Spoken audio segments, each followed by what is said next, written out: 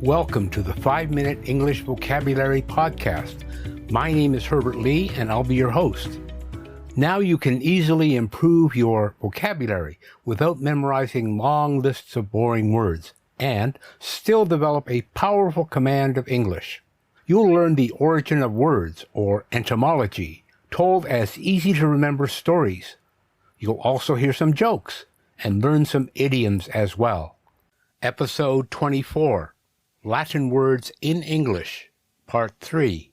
Welcome to Latin Words and Phrases, Part 3.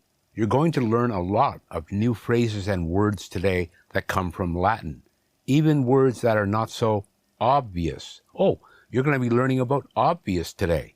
So, let's get started. Impromptu. I-M-P-R-O-M-P-T-U. Impromptu means in readiness, or ready. English actually borrowed the word impromptu from the French. However, the French got it from the Latin words in promptu, which means in readiness. Here's an example.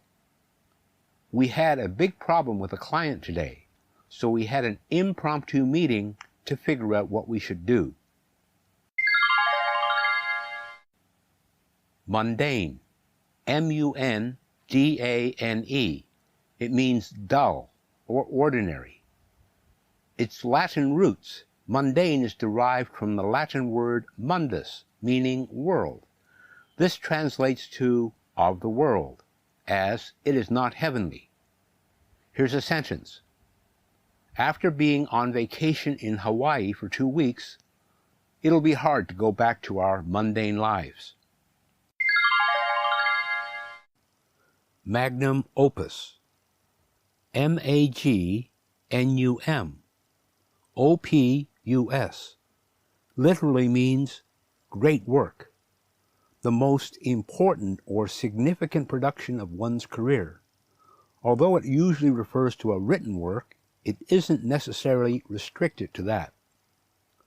I consider Samuel Johnson's A Dictionary of the English Language to be his magnum opus, one for which he's still justly celebrated. Mea culpa.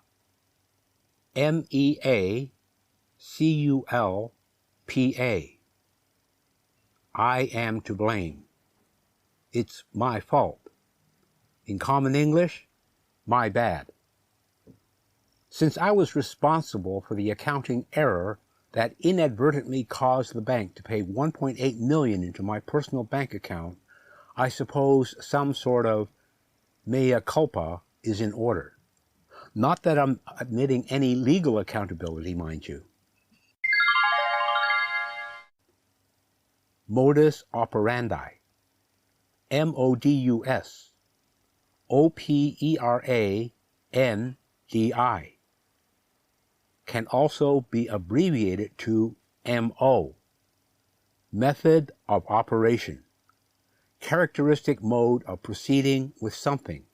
You see this on crime movies and TV shows when they're talking about the M-O of how the person is killed or died. Richard Nixon's modus operandi is almost any situation was to lie, then cover up the lie, and then to cover up the cover-up. Note bene. N-O-T-A-B-E-N-E. This is often abbreviated as N-B. It means note well or pay attention. I'm going to give you a piece of very good advice. Note bene. When someone asks you to give an opinion on a book they've written, run. Run far. Obvious. O-B-V-I-O-U-S. It means clear, easily noticed or understood. Its Latin roots, obvious, as we use it in English, is derived from the Latin obvius, which itself comes from ovium, which means in the way. Here's an example. It's obvious that you like him. You won't stop talking about him. Per annum. P-E-R-A-N-N-U-M. Per year. Usually in reference to a sum of money to be paid or received once a year. So we usually talk about someone's salary per annum, how much they are paid every year.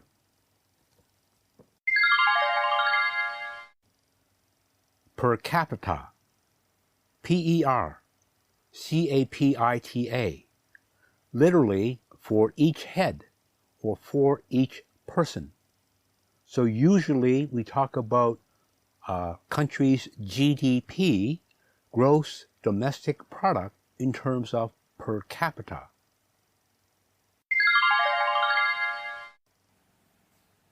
Per diem.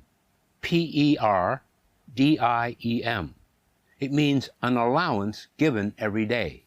The Latin roots for per diem is a combination of two Latin words, per, which means through, during, or by means of, and diem, which means day. Here it is in a sentence. When I go on business trips, my company gives me a per diem of $100 for my meals. Per se. P-E-R-S-E. It means by himself, herself, or itself. Essentially. The Latin roots of this expression are taken from the Latin per se, meaning by itself, it itself, or of itself. Here it is in a sentence. Potato chips aren't bad for you, per se. It's when you eat too many of them that they become unhealthy. Persona non grata. P-E-R-S-O-N-A. N-O-N-G-R-A-T-A. An unwelcome person. Someone not legally recognized. Ever since that unfortunate incident involving the flight attendant, the poodle, and the cheese whiz, most airlines have declared me persona non grata. And that brings us to the end of Latin Words and Phrases Part 3. Be sure to listen to Part 4 next week. We're going to be covering some confusing Latin words and phrases, i.e., re, and eg. So, until next week, it's Herbert Lee saying bye for now.